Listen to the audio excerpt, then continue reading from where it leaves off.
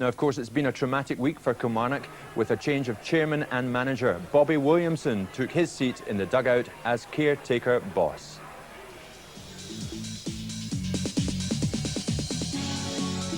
It became clear early on that United were looking the likelier side to score.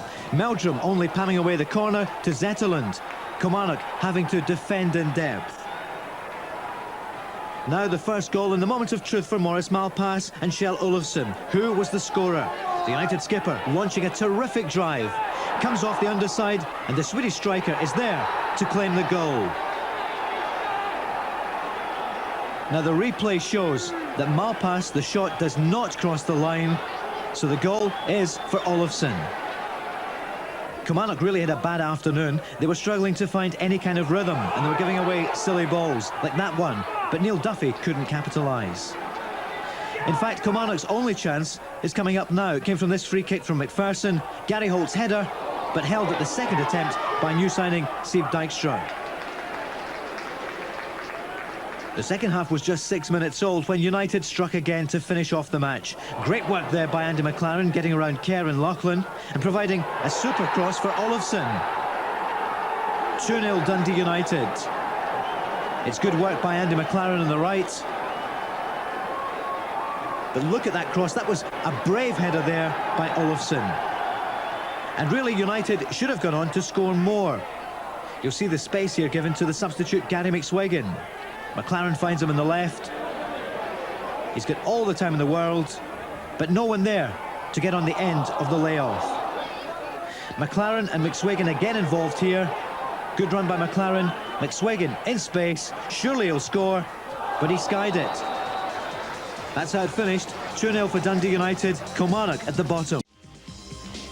All eyes before the game at Rugby Park on Kilmarnock's caretaker manager Bobby Williamson, but by the time the reports were being written for the Sunday papers, it was all about Dundee United. Great shot here from Maurice Malpass, and there was Kjell Olofsson to put United into the lead. A great shot it was from Maurice Malpass, beats the defence and the goalkeeper, comes back off the bar. Olofsson there to put United in front. And he added to his tally in the second half.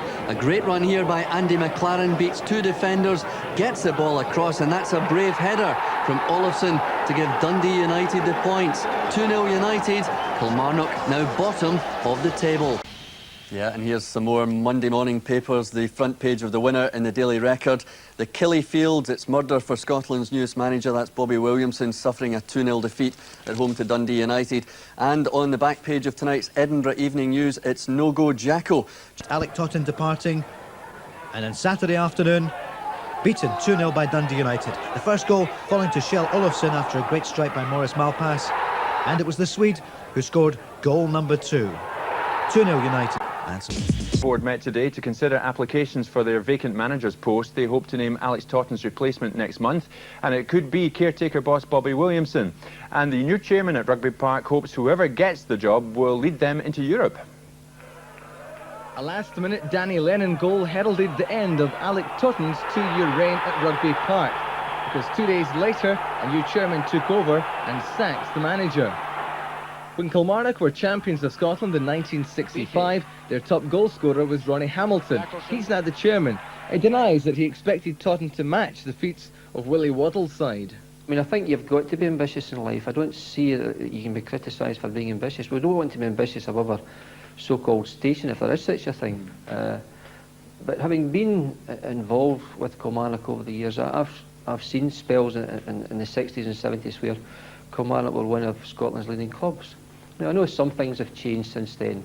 We have a much stronger Rangers and Celtic combination. But the factors are all there. We have all the things in place here.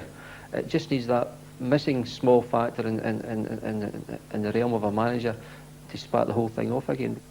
As a player, Bobby Williamson starred for Clydebank, Rangers and West Brom before heading to Kilmarnock 6 years ago. The Rugby Park reserve team coach is now the man in the dugout as caretaker boss. He wants a job for real. But you've got to give it a go. I mean, I've not been forced in position. The club asked me to take over caretaker, and I was happy to do that. It's a great honour. I'm proud to be a manager, caretaker manager at Kilmarnock Football Club. I'll just give it my best shot, David. In his first game in charge, Williamson's side lost, but he still sees plenty of potential at Rugby Park. A couple of results and everything changes, David. I was looking at Ray Fuller's position a couple of weeks ago. They were down there and they were languishing 5 or 6 points behind teams. Now they're back above us, but that's the way the Premier League always goes. It's dog eat dog, and I know if I can keep the boys buoyant and get them the right frame of mind, we can get back up there. And if Williamson is the man to replace Totten, his chairman has big ideas for him.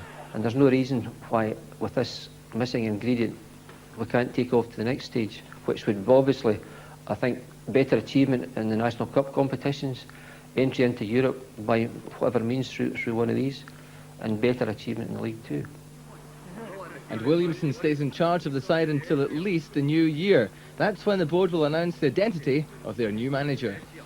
Yes, Kilmarnock now 4 points adrift at the foot of the Bells Premier Division. At the top, Williamson is preparing for his first test as Kilmarnock's caretaker manager after Alec Totten's sudden departure. He's been given the chance to turn around Killie's fortunes and stake his claim for the full-time job.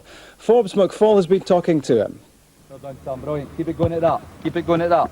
Yes, we'll go right foot, Billy, right foot, change it. Well done.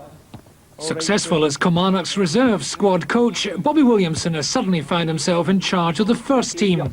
Tomorrow's home game against Dundee United, his first test. As a Kilmarnock player, Williamson had a sharp eye for the chance.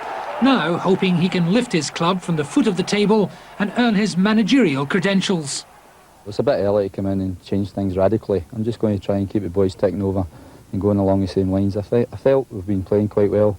We've just not been getting the breaks and probably lacking a wee bit of consistency from certain players, but it's up to them. It's their livelihoods. They've got to go out and make their own luck in this game, and hopefully we can get a result. It's a big step up from being a reserve team coach to being a manager of a Premier Division club, isn't it? Yes, of course. You can't buy experience. You've got to learn on the way. And the only way to learn experience is being experienced, really. So they've just got to give us a chance, and hopefully I can prove it. Tommy Burns, when Tommy was here, he had no experience of being a manager, but look how well he did. But the new Kilmarnock chairman, Ronnie Hamilton, and his board may yet seek a big-name replacement for Alex Totten.